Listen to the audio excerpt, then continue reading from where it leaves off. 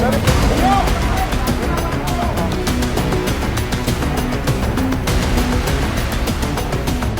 जिले के civil line थाना क्षेत्र में आने वाले मंगला में स्थित एक गजमोहनी अपार्टमेंट के नीचे भीषण आगजनी की वारदात निकलकर सामने आई, जिसमें करोड़ों के नुकसान होने की जानकारी मिली। पर आपको बता दें कि जो वहां पे संचालन हो रहा था गोडाउन का, उसके अंदर कई महंगे इलेक्ट्रॉनिक सामान रखा था, जहां पे शॉर्ट सर्किट होने के बाद वहां पे आगजनी की बड़ी वारदात निकलकर सामने थी। इसमें एक चौंकाने वाला खुलासा निकलकर सामने आया, जिसमें पार्किंग के अंदर बने गोदाम को, आपको बता दें जो गोडाउन था वो बिना अनुमति के बनाया गया था। इसके बाद में बड़ा एक्शन लेते हुए निगम के अधिकारियों ने गोडाउन संचालक के ऊपर एफआईआर दर्ज करा दी, जिसके बाद पुलिस पूरे मामले में बीएनएस की धाराओं के तहत मामला दर्ज कर आगे की जांच करी। आपको बता दें किसी अग्रवाल नाम के व्यक्ति का वो गोडाउन था। इसी दौरान गोडाउन का संचालन होता, बिना परमिशन के गोडाउन का संचालन किया जा रहा था। इसी दौरान वहां पे आगजनी की वारदात निकल के सामने आती है। आपको बता दें कि इस गजमोहनी अपार्टमेंट में करीब 45 से अधिक फ्लैट है, जहाँ पर रहने वाले अपने आप को अब असुरक्षित महसूस करें। आपको बता दें कि धुएं का गुबार इतना तेज था कि लोगों को सांस लेने में दिक्कत होती थी। कहीं ना कहीं ये लोगों के साथ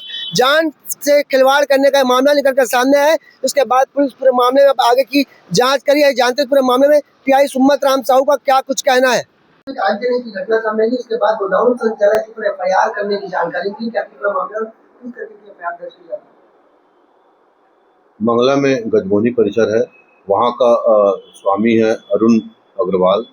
उन्होंने गजमोहनी परिसर के नीचे जहाँ पे पार्किंग स्थल है, चारों तरफ से ईंटा का दीवार घेर कर उसको गोडाउन बनाया गया था, जिसमें इलेक्ट्रॉनिक सामान काफ़ी मात्रा में भरी हुई थी और उसमें आग लग गई।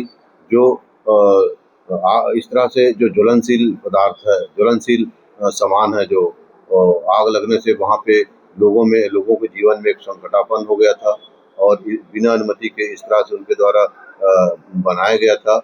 इस पर बीएनएस की धारा 329, 287, 292 एवं 125 के तहत अपराध पंजीबद्ध कर विवेचना में दिया गया है।